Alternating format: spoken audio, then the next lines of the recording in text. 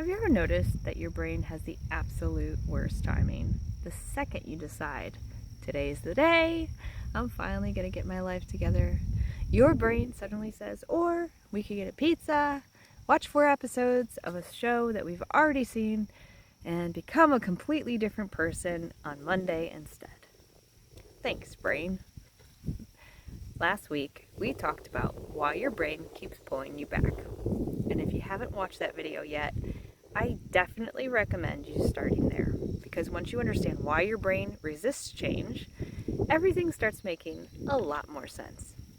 But today, I want to answer the next question.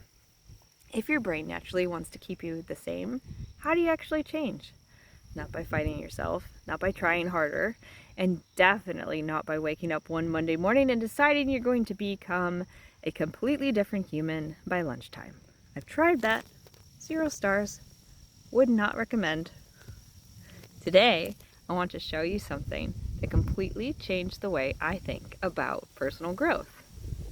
You don't beat your brain. You have to train it. So stop declaring war on yourself.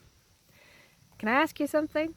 Why is it that we talk to ourselves in ways we'd never talk to somebody that we care about? I need to stop being lazy. I have no discipline. What's wrong with me? Imagine trying to teach a child to ride a bike while yelling at them the whole time. Not exactly a recipe for confidence, but that's what so many of us do inside our own heads. We think if we're hard enough on ourselves, we'll finally change. Ironically, that usually creates even more resistance because your brain doesn't hear, let's grow. It hears, something isn't safe. Your brain has one full-time job, and that is to keep you safe. Even if safe looks like staying exactly where you are. So one thing I've become really intentional about is paying attention to my inner dialogue, because I realized my brain is always listening. Now, when I catch myself getting overwhelmed or downing myself, I literally will stop what I'm doing and say out loud, it's okay, Jen. We've got this. Sometimes I'll start my morning by saying, today is going to be a great day, or everything is always working out for me. That one's my favorite. Now, before you think, I'm just talking to myself, you're right, I am, on purpose. Because for years, I let my brain talk to me.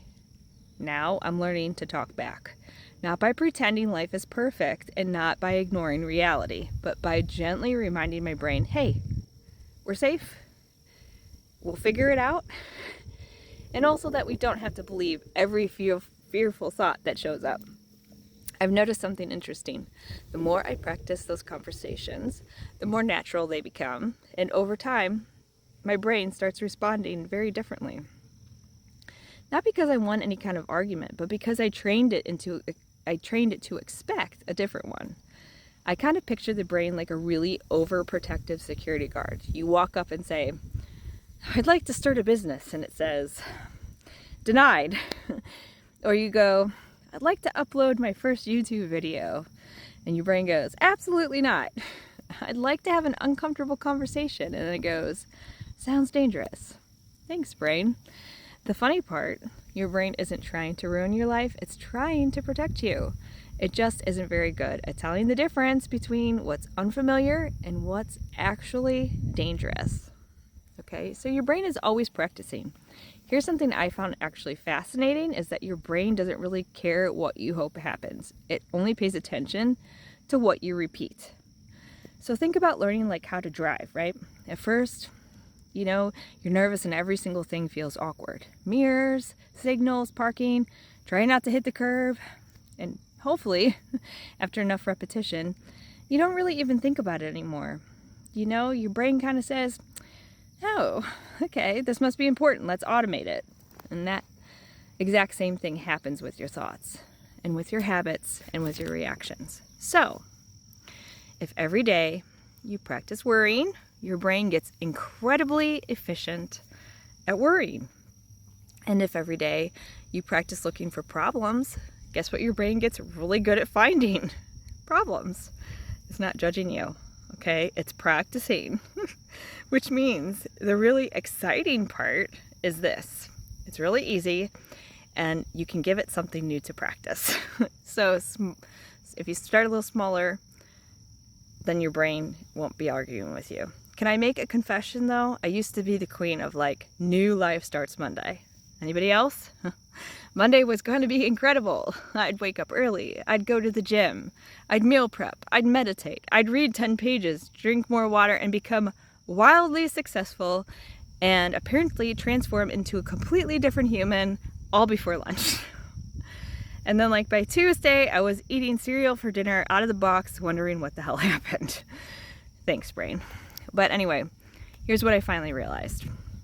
Okay, so for example, I've been working on building an early morning routine for a while now because I feel like it's an important thing, and I feel like most successful people have one. So at first I thought it had to look like one of those videos online, right? Like where you wake up at 4 a.m. and you go to the gym and you journal and you meditate and you read a book and you drink lemon water, you know, and you solve world peace all before 6 a.m. Yeah, that lasted maybe 3 days. Thanks, brain. So instead, I lowered the bar. Now, I just try to get up a little earlier, you know, like even just a few minutes each week. I have my coffee. I spend a few quiet minutes meditating. I visualize the kind of person I'm becoming. That's about it. And once that started feeling normal, I added a couple more things. Like now I make myself a power smoothie in the morning. And instead of stressing out about drinking it before I leave, I just take it with me to work. Nothing revolutionary about that, just another small habit. And lately I've been trying to add a morning walk in, but there's only some mornings that kind of works for me. So the point is, I stopped trying to change my entire life overnight and started giving my brain little pieces of evidence that said, hey, this is just what we do now. Here's what I've learned. Your brain doesn't like giant changes. They're unpredictable, they're uncomfortable, and quite frankly, they require a lot of energy. And your brain loves saving it, okay? So instead of asking, what's the biggest change I can make? Start asking yourself, what's the smallest action my brain can't really argue with? Okay, so like 1 page, 5 minutes, a walk around the block, you know, 1 healthy meal, 1 email, 1 video. And tiny doesn't feel impressive, I get it. But tiny is what gets repeated. And repetition is where your brain starts paying attention. So give your brain some evidence, okay? Have you ever noticed that your brain has like trust issues also? Seriously, like you could tell yourself, I'm becoming more confident. I'm becoming disciplined. I'm becoming healthier. And your brain just sits there like, I'll believe it when I see it. And honestly, your brain isn't wrong because your brain doesn't believe words. It believes evidence. Every promise you keep is evidence. Every workout you finish is evidence. Okay? Every difficult conversation that you have is evidence. In my case, every YouTube video you upload is evidence. So every morning you choose to get back up after a hard day, that's evidence. You're handing your brain another receipt, another piece of proof. And eventually your brain stops saying, I wonder if we're capable. And it starts saying, okay, I guess this is just who we are now. You know, identity doesn't usually change all at once. It changes because you've collected enough of this evidence that your brain really can't argue with you anymore. It's supposed to feel a little weird also. Okay, so like, can I tell you something a little more personal? Looking back and becoming a different version of myself, it wasn't just uncomfortable. It felt like my entire life got flipped upside down. Okay, a romantic relationship ended. My kiddos started growing up and leaving the nest. I left what I thought would be my forever home and moved back in with family, and I spent a few years struggling with my mental health. Honestly, there were moments where it felt like the universe had pulled a rug right out from under me. Like it looked down and said, congratulations, we're starting over. Okay, so at the time, I honestly thought everything was falling apart. And looking back, I think everything was falling into place. Because if none of that had happened, I probably wouldn't be sitting here on the ground in the park talking to you today. I wouldn't even have started this channel. I wouldn't have become curious about how our brains work or how our thoughts shape our lives or how much control we actually have over who we become. Sometimes the hardest seasons of your life aren't punishment, they're preparation. They strip away the version of you that can't go where you're meant to go. And yes, it feels weird. It feels uncertain. And sometimes it feels downright unfair, okay? But maybe that's exactly what growth feels like. Think about your first day driving, or your first day at a new job, or the first video you ever uploaded.